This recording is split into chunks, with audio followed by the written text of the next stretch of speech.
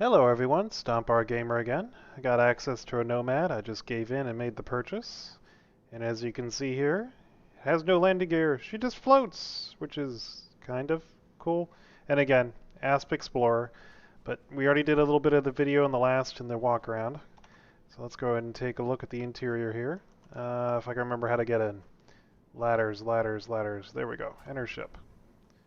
Ladder pops down. Not gonna do much of an interior review. Gonna focus on the flying of the ship. Already kind of went over the interior, and there's lots of other people doing videos on the interior. I do like that you go through your living quarters to get to your cockpit. I'm still not sure about this new setup. They seem to have decided they really like seats that move. So anyway, here we are. We're in the ship. We're powered up.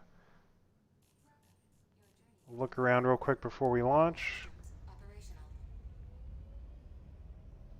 So you've got open exterior, press to unlock, weapon panel. So all the MFDs kind of wrap around. It's very industrial look. I do like that. Throttle, stick, pedals. We'll see how these actually work once we get flying. Engines. Looks like you got two engines, a left and a right. Sensors.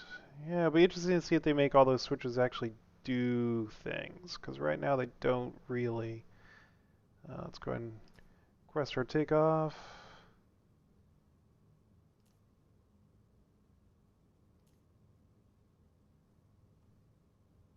Let's see how she flies.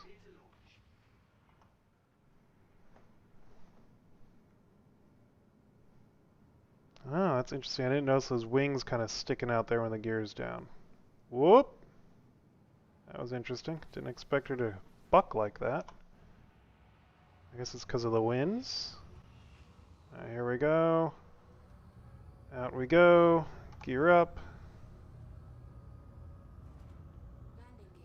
Roll.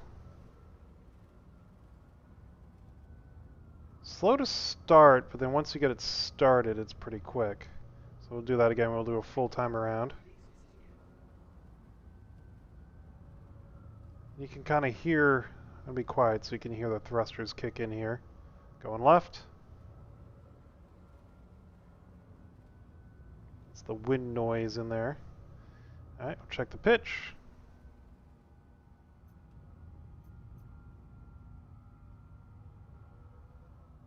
Very good on pitch, and yaw.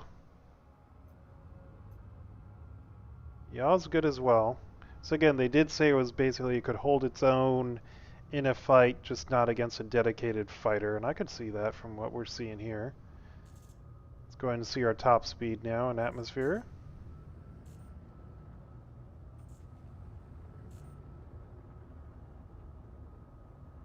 Pretty comparable to most of the other ships we've seen where upper 200, excuse me, upper 100 to lower 200 is as fast as you're going to get in atmosphere, at least here at this planet. And if we look on the exterior here from, kind of aviation perspective, a little bit more of the lifting body kind of feel to it. Those vertical surfaces there might give a little bit of directional stability, but not a lot. It looks like there are control surfaces on it, but I don't expect, those aren't going to do a whole heck of a lot aerodynamically, so I would expect it to be all thrusters really firing. That is what makes this ship fly. I'm very curious. I'm assuming it's anti-grav. That's going to like gravity, like artificial gravity. That's going to make it so your cargo sits in the back here. Alright, let's do a little bit of low-level flying, just for funsies, to see how she does. Work around this pillar.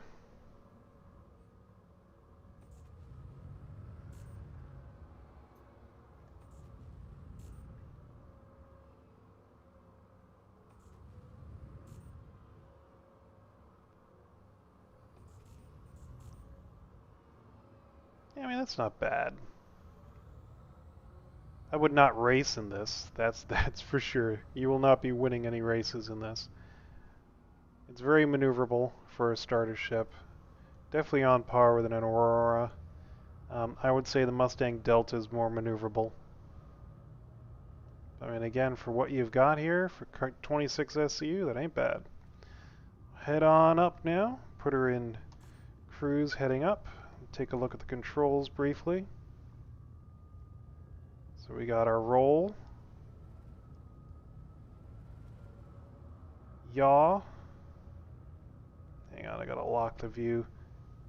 Yaw, okay. You can barely just see it there. Yaw is twisting of the stick. And then strafe. Okay, so here's something funny. Strafe left, foot up, strafe right, foot down. Riddle me this. How is the pedal attached to my foot so that when I'm strafing left and I pull my toes up, it comes with my toe? What sticky technology are they using? And what is my right foot doing right now? Right foot is doing absolutely nothing. Throttle forward, throttle back. So why... I don't understand why right now the other foot isn't doing something. But it is what it is. Alright, let's head up to space. Usually, there we go. There's Port Tressler. Again, all the testing for this week and next week is going to be done here because Expo. Alright, we'll leave cruise on and we'll check the top speed. Very good acceleration in space. You see how fast that's climbing up there? I'm not using boost. She's just coming up on her own. I'm going to guess around Freelancer we'll probably see 1100, maybe 1000. Okay, about 963, so very comparable with like a Cutlass as far as top speed. Let's check how she does on braking. I'll do a flip and burn.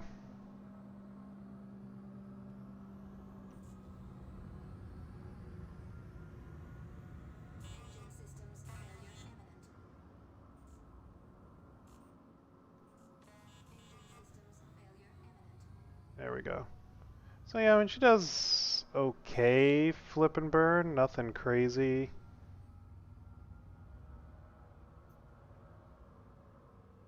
Let's check roll in space. Roll's about the same as it was on the ground. And we'll check yaw. Yaw's a little sluggish. Truly speaking, yaw's a little sluggish. We'll check pitch.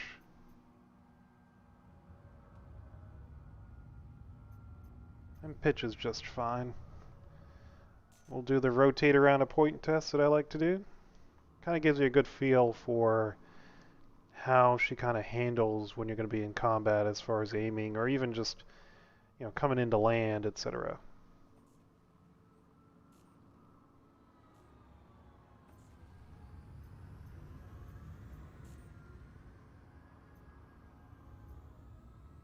Alright, let's get stabilized, because right now she's feeling a little sloppy. Yeah, she's a little sloppy in the yaw. Like, she really just doesn't have the side strafe very strong. So you see I'm strafing left and it just really isn't pulling me very much. We'll do the pitch strafe now. Sorry, Crazy Canuck. I'm in the middle of a video. So yeah, vertical strafing's a lot better.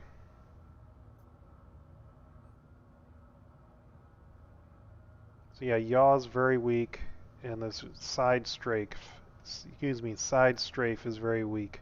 So if you're trying to stay on target and you're having to use your strafe, you're going to want to use up and down rather than left and right, because it doesn't really stay on target very well when you're using side strafe here. So I'll just keep my throttle low here and we'll try sideways again.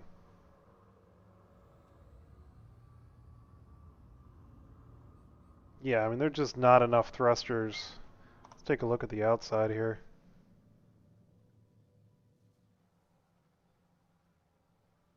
Yeah, you can see there's only...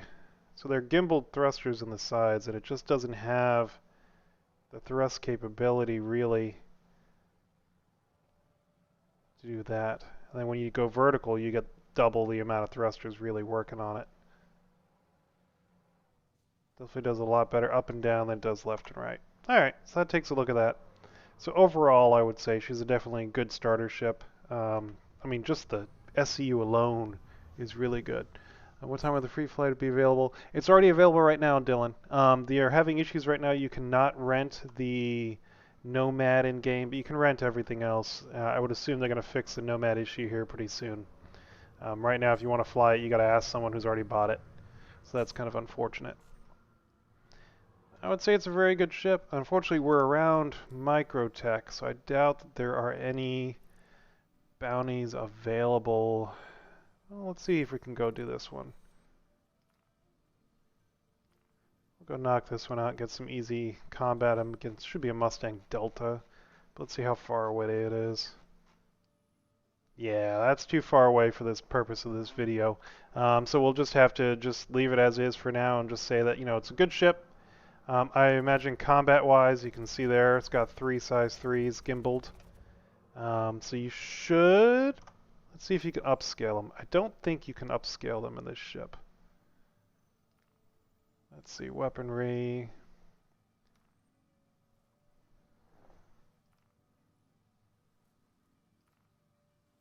Doesn't look like it's... Or it could be an issue right now with just the... Oh, it's because it's read-only right now because I'm in the ship. You might be able to remove these mounts and have 3 fixed size 4s. I don't know. I'll put in the comments here in the video. I'll go ahead and park this sucker back on Microtech. I mean, 3 gimbaled size 3s is pretty good for a starter.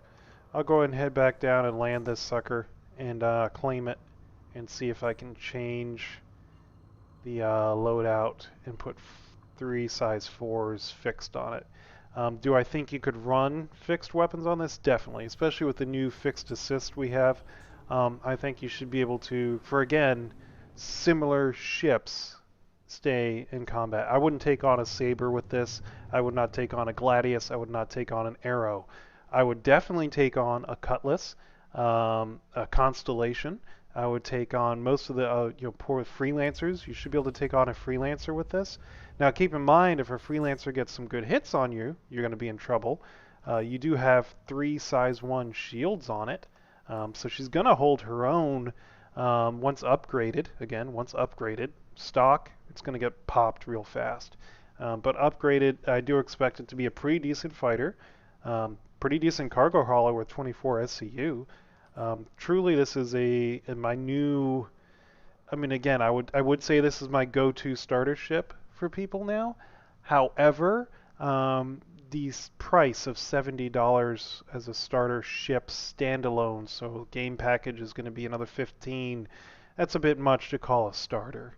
But definitely, if you can afford to pay more than an Aurora, a Mustang, or a Titan, this is a clear upgrade over the Titan. You're going to have lot more capability with what it can carry. The fact that you've got a kitchen, the fact you've got a bed, the fact that you've got, that big cargo space in the back. I mean, there's a lot to be said for the fact that you can put a rock in the back here, and I've seen it done, and fly around and mine with the rock out the back and make money that way. I mean, this is a pretty decent starter ship. So I would highly recommend it. I'm not going to say it's the stomp seal of approval because I don't do that. I'm not a stomp seal of approval kind of guy. But I'm happy with it. I will most likely, I'm actually thinking about doing this as a giveaway for the channel for when I hit 1,000 subscribers, give away a Nomad. I'm thinking about it. I'm contemplating. I'm going to have to play with this a little bit and see if I become too attached. I'm thinking I might become a little too attached. It's a good ship, and I would definitely recommend this for just about anyone to try out. So if you want to stick with the channel for a little bit, we're going to land this here and see if we can put 3 size 4s on it. It all depends if... I have a feeling you can put a size 4 on the nose. I'm curious about the top, because the top is that kind of specialty mount. So my guess is the specialty mount will not allow you to put size 4s on it.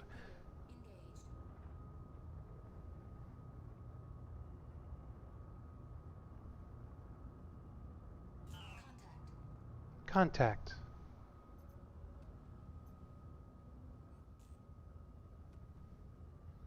And you put the landing gear down, it just kind of drops down like a Mustang, and like we said, it hovers. I'll be curious if they don't add that, like rework the Mustangs yet again, and add the whole hover dynamic.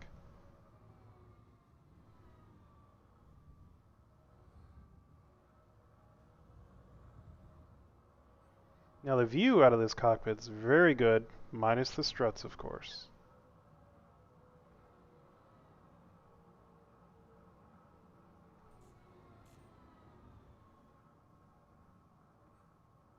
Come on, scoot forward. Whoop, there we go.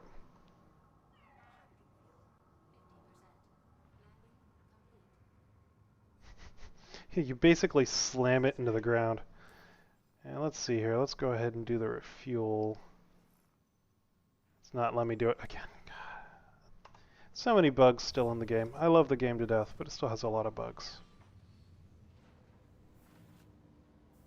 So again, living quarters. Are those oh, it's protein, pre-workout. Yeah, bro. Do you even lift, bro? Alright, which one's the exit? Think it's this way? Yeah.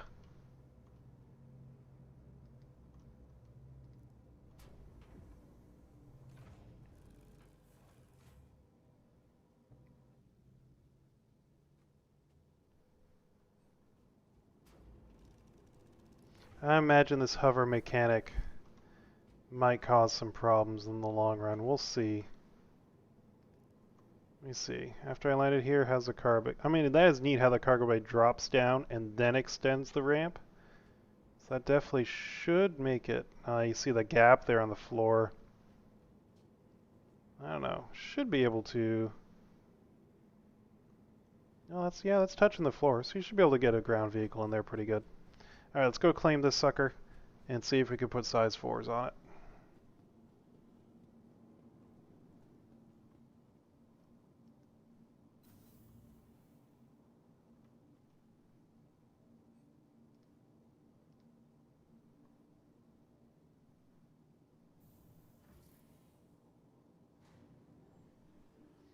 Yeah, like I said, it's definitely maneuverable. It's not a fighter. You know, if you tell me you can only fly the Nomad or the Gladius or the Arrow or Saber and take into combat, which are you going to pick? That's an easy choice. You know, I mean, I don't even have to think about it. But for an all-around daily driver that's pretty cheap to use, that's going to go to the Nomad. And so let's claim her. So yeah, light freight, 24 cargo. And I should, even though it's being claimed, I should be able to edit the loadout now.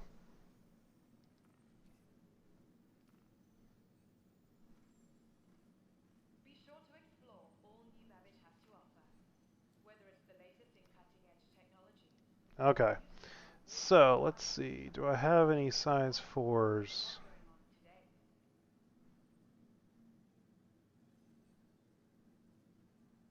I've got to have a size 4 somewhere. From the best in shopping, dining, and entertainment. Yeah, it does not look. Let's try the nose. Because I know I have size 4s. It's not even displaying them.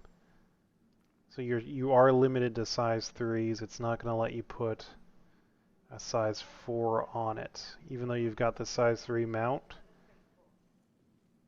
Yeah, it doesn't show you any size 4 options. And I definitely have some size 4 weapons I could throw on there. So you are limited to 3 size 3s. Which again, for a starter ship is still pretty decent. I mean, that's...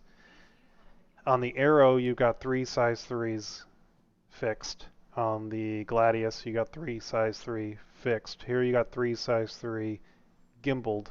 And yes, it's not as maneuverable, but it's going to hold her own with the shield loadout. You might, again, if you're flying against an inexperienced Arrow or Gladius, you might come out on top. I just don't recommend it, just because you got very large surface area for them to shoot at with this ship. And as far as the pilot perspective, like I said, it flies great. Cockpit layout makes sense, controls make sense, except for that left rudder pedal. where it's a push and a pull. I've never seen a pedal that's a push and a pull, unless it's just constant back pressure on it, which would fatigue your foot after a while. So again, we've seen two issues today with controls in the last, not today, but today and yesterday, I think. I don't remember when I did the Star Runner. Just some control issues where you've got things that don't quite make sense. But otherwise, cockpit was great. Very happy with the ship. So if you guys are looking at getting one and you're curious, it does receive my recommendation as a good starter ship, cargo runner, and little light fighter even. All right, everyone. Have a great day.